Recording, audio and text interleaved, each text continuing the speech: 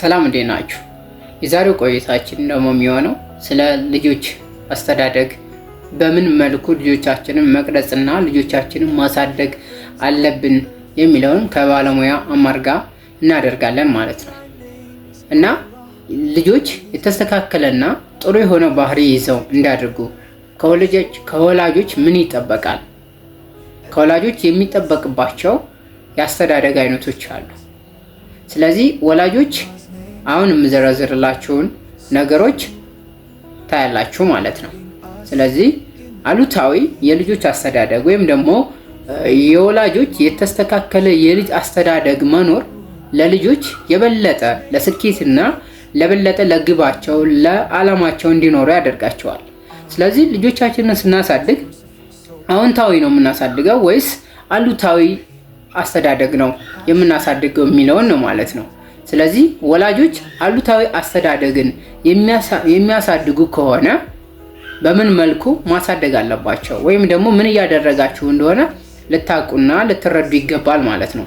ስለዚህ የልጆችን የተስተካከለ የልጆች አስተዳደግ ማሳደጋችን ልጆቻችንን በስነ ስርዓት ማሳደጋችን ለምንድነው የልጆች ዕጣ ፈንታ ላይ የነገን ህይወታቸውን እንወስናለን።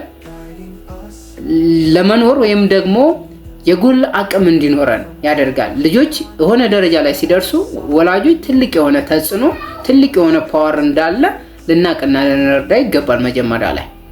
ስለዚህ አሉታዊ የልጆች አስተዳደግን ወይም ደግሞ የልጅ አስተዳደግን የምንከተል ከሆነ ምን ይመስላል አከታተላችን የሚለውን አብረን እናያለን። አንደኛ ነገር አሉታዊ የልጅ አስተዳደግ የምናሳድግ ወላጆች የምናደርገው ምንድነው? ውይይት አልባ የአስተዳደግን አይነትን እንጠቀማለን። በዚህኛው የአስተዳደግ ስልት ውስጥ ንግግር የሚኖረው ከአንድ አቅጣጫ ብቻ ነው የሚሆነው። ከአንድ አቅጣጫ ማለት እሱም የሚሆነው ከማነው? ከወላጆች ብቻ። ወላጆች ብቻ ናቸው ንግግርን እንዲያደርጉ የሚፈቀድላቸው። ይህ ማለት የልጆች ሀሳብ፣ የልጆች ስሜት፣ የልጆች ምን ያስባሉ የሚለውን አንደርስታንድ ወይም ደግሞ ቦታ እንሰጣቸውም ለልጆቻችን ማለት ነው። ስለዚህ የተዘጋ ወይም ደግሞ ይሄ ውይይት አልባ የሆነ አስተዳደግን እናሳድጋለን ማለት ነው። ሁለተኛ አሉታዊ የልጅ አስተዳደግ የምናሳድግበት መንገድ ምን ይመስላል የሚለው ሁለተኛ የተዘጋ ስርዓት አለ። ይህም የተዘጋ ስርዓት ምንድነው? በዚህ የልጆች አስተዳደግ ውስጥ የምናሳድግ ወላጆች ምንድነው የምናደርገው?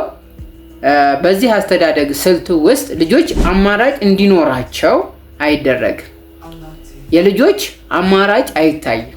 ልጆች ይሄን ነገር ቢያደርጉት ልጆች ይሄስ ቢያደርጉት የሚለውን ነገር ለልጆቻችን አማራጭ አንሰጣቸውም ማለት ነው። ስለዚህ በልጆችና በወላጆች መካከል ምንም አይነት ድርድር የለም። ነገሮችን የሚያደርገው ወላጅ ብቻ ነው የሚወስነው። ይህ ደግሞ በልጆቻችን ላይ የሚያመጣው ተጽዕኖ በራስ መተማመናቸው በጣም ዝቅተኛ እንዲሆን ያደርጋቸዋል። ስለዚህ ወላጆች ልታውቁና ልትረዱ የሚገባው የተዘጋ ስርዓትን መጠቀም የለባቸው። ውይይት አልባንም ማሳደግ ወይም ደግሞ በዚህ ስርዓት ውስጥ ማሳደግ የለባቸውም። በሌላ ቪዲዮ ላይ እሰራላችኋለሁ አዎንታዊ አስተዳደግ በምን ማሳደግ አለብን የሚለው ማለት ነው። ዛሬ በአሉታዊ የልጆች አስተዳደግ ውስጥ ስለሆነ ያለ ነው ማለት ነው። ስለዚህ ምንድነው በወላጆች መሃል ምንም አይነት ድርድርና ውሳኔዎች የለም።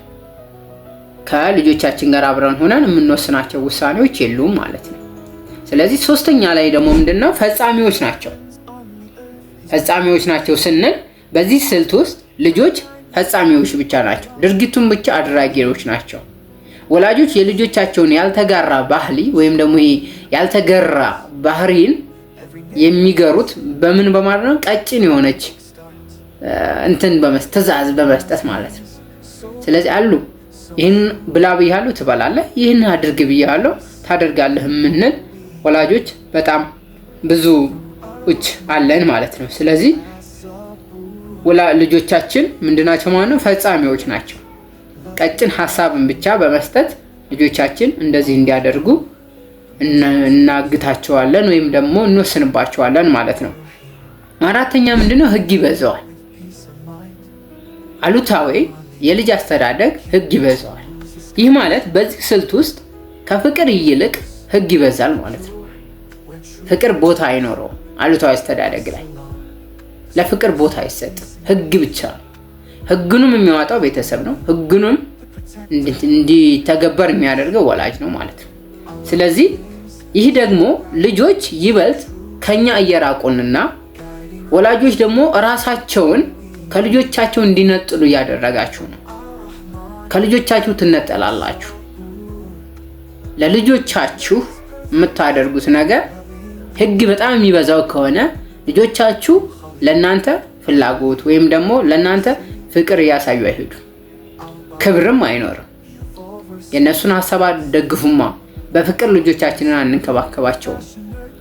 ስለዚህ ልጆቻችንን በፍቅር ልንንከባከባቸውና ልንወዳቸው ይገባል ማለት ነው። ስለዚህ ከኛም እየራቁ ይሄዳሉ፣ ከወላጆችም በጣም እየራቁ ይሄዳሉ ማለት ነው። እሺ፣ ስለዚህ የዚህ አስተዳደግ ስርዓት ልጆቻችን ከኛ እየራቁን ይሄዳሉ። ፍቅርንም እንክብካቤንም የእናትነት ስሜትንም የአባትነት ስሜትንም ሳይረዱን ሳያዩት ከኛ ክፋትን ብቻ ደግነትን ሳያዩ ልጆቻችን ከኛ ይነጠላሉ። ስለዚህ እነዚህን አራቱን ነገሮች ማድረግ የለብንም ማለት ነው። ስለዚህ አሉታዊ የልጆች አስተዳደግን መደገፍ የለብንም ማለት ነው። ስለዚህ የዚህ አይነት ደግሞ ህግ በጣም የሚበዛው አይነት አስተዳደግን የምናሳድግ ወላጆች ደግሞ የልጆቻችን ወይም ደግሞ የልጆች የተፈጥሮ አስቸጋሪ ባህሪን ይዘው ከሆነ ወይም ደግሞ አስቸጋሪ ባህሪ ለማስተካከል የማይረዳ ነው።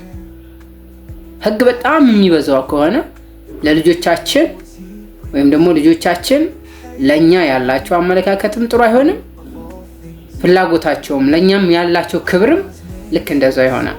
ስለዚህ ከተፈጥሯችን ይዘነው የምንመጣው ወይም ደግሞ ይዘውት የሚመጡ ባህሪ ይኖራል። ያ ባህሪ ደግሞ አስቸጋሪ ባህሪ ነው። ያንን ባህሪ ለማስተካከል ህግ የበለጠ የሚበዛው ከሆነ ነገሩን የከፋና እያከበደው ይሄዳል ማለት ነው። ስለዚህ የማይረዳ መሆኑን ልናውቅ ይገባል። ህግ በጣም የሚበዛው ከሆነ ህግ ማብዛት የለብንም። በጣም አስቸጋሪ ሆነው ልጆች ከተፈጥሯቸው የሚወለዱ ልጆች አሉ። ስለዚህ ያንን ልናቆምና ማድረግ የለብንም ማለት ነው። ስለዚህ የማይረዳ መሆኑን ልናውቅ ይገባል። ህፃናት ያለባቸውን ባህሪ ችግር በራሳቸው እንዳያዩትና በተጨማሪ ለሁለት ዋና ችግሮች ያጋልጣቸዋል።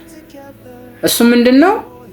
በህግ የሚበዛው ማለት ነው። አራተኛው ስቴፓችን ማለት ነው ለውስጣዊ ችግር ሲሆን፣ ውስጣዊ ችግር ማለት በራስ መተማመናቸውንና ራስን የማወቅ ጥበብ ራስን የማወቅ ደረጃቸውን ምን ያደርገዋል? ይጎዳዋል። ህግ በጣም የሚበዛው ከሆነ አሉታዊ የልጅ አስተዳደግ የምናሳድግ ከሆነ ውስጣዊ ችግር ይኖረዋል። እሱም ራስን የማወቅና በራስ የመታመን ችግር ያጋጥማቸዋል ማለት ነው። ስለዚህ ሁለተኛ ደግሞ ውስጣዊ ችግር ነው። ውስጣዊ ችግር የሚያጋጥማቸው ደግሞ ልጆች ምን ያጋጥማቸዋል? ውስጣዊ ችግር የሚያጋጥማቸው ሲሆን በአካባቢያቸውና ከሰዎች ጋር ያለን ማህበራዊ ጉዳይ፣ ከሰዎች ጋር የሚኖረን አትራክሽን፣ ከሰዎች ጋር ያለን እይታ የተስተካከለ አይሆንም፣ ወይም ደግሞ ጥሩ የሆነ ተግባቦት እንዳይኖራቸው ያደርጋል። ስለዚህ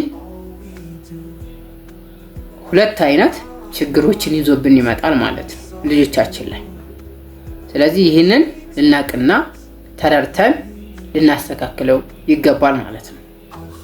ስለዚህ አሉታዊ አስተዳደግን የምናሳድግ ወላጆች ይህንን አይነት የጠቀስኳቸውን አይነቶች የምናደርግ ከሆነ አሉታዊ የልጆችን አስተዳደግ ነው እያሳደግን ያለ ነው ማለት ነው። ስለዚህ ከዚህ ዘርፍ ልንወጣ ይገባል። ያንኛውን አስተዳደግ ልንከተል ይገባል።